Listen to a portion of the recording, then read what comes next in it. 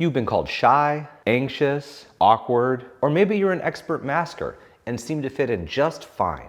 But on the inside, you're never settled or comfortable. Maybe you even got diagnosed with social anxiety, and for a while, that label made sense. But here's the thing most people, including professionals, miss. Sometimes, what looks like social anxiety isn't anxiety at all. It's autism. Can you have both? Yes. But a lot of autism is struggles with communication and socializing. And if no one ever told you that autism was a possibility, you're not alone. Today, we're breaking down 5 signs that what looks like social anxiety might actually be autism. Let's get into it. You script conversations before and after. You rehearse what to say before you even walk into the room. Then, you replay every word afterward, obsessively analyzing how it came across. Social anxiety might cause worry. Autism causes mental scripting. You might still ruminate afterwards and worry, but the autistic brain often is working to manage unpredictability. And while social anxiety usually comes from extreme discomfort and possibly a fear of being judged, autistic scripting often is preparation. We're planning like we're heading into battle. Which it really feels like we are sometimes.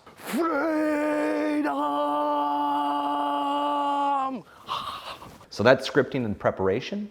That's a cognitive strategy linked to the autistic differences in social processing and planning. You're fine one-on-one, but shut down in groups. One-person chat?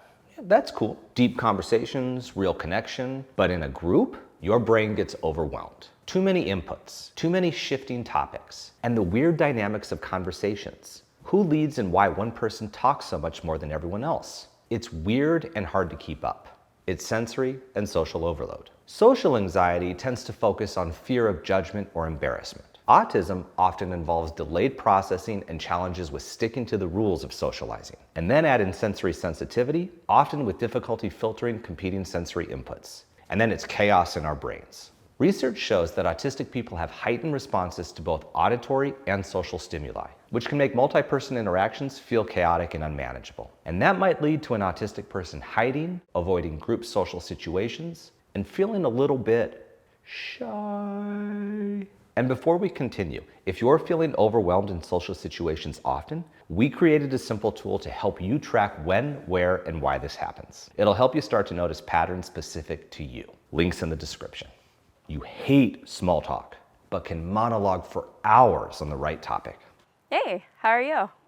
Run away. Hey, have you checked out the shark exhibit at the Museum of Natural History? Oh, how long do you have? Autistic people often struggle with surface level conversation, but we thrive when it's deep, real, and genuinely interesting. Social anxiety is often marked by general avoidance of communication. In contrast, autistic communication differences are more about preferences. Difficulty with small talk doesn't always mean we're not interested in you, but it's more that we crave meaningful engagement. Remember, our social batteries drain quickly, so why waste it on fluff? And research shows that autistic people usually prioritize direct, interest-based conversation, and often find conventional social scripts unfulfilling. So this one is really the autistic way of communicating, not related to social anxiety. You mirror others without realizing it. The other person's tone, emotions, even their body language, you automatically adapt. Not because you're fake, because it feels safer and faster. Less to think about. This kind of unconscious camouflaging is common in autistic adults. So you might have gotten through a whole conversation of responding and somehow agreeing to something, and you didn't even notice there was a question in there because you were so focused on making eye contact and looking friendly. What just happened? Social anxiety can lead people to rehearse or avoid interactions, but autistic people often subconsciously imitate others as a survival strategy. It's called social camouflaging. This adaptation, especially common in high-masking adults, has been linked to increased anxiety and a delayed autism diagnosis. But it also leads to you being confused about what's really happening in that brain of yours. You overanalyze social rules that others just get.